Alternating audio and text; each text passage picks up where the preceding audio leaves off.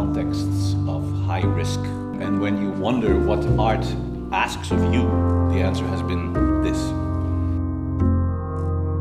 Estas palabras no son totalmente falsas, porque sin duda nada es totalmente falso. Me di cuenta que estábamos haciendo un papel más de todos los que había visto que había en el Raval.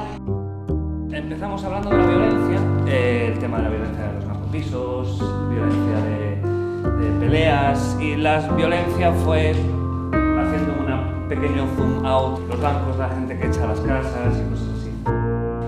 Y que dentro de esta realidad, que tiene múltiples e infinitas capas, hay otras realidades que tienen múltiples e infinitas capas que se rozan, se tocan y es muy complejo. Se fueron a la cama bien tarde los tres, y cuando plácidamente dormían, el lobo, que más que lobo parecía buitre, se coló por la azotea. Los tres cerditos huyeron.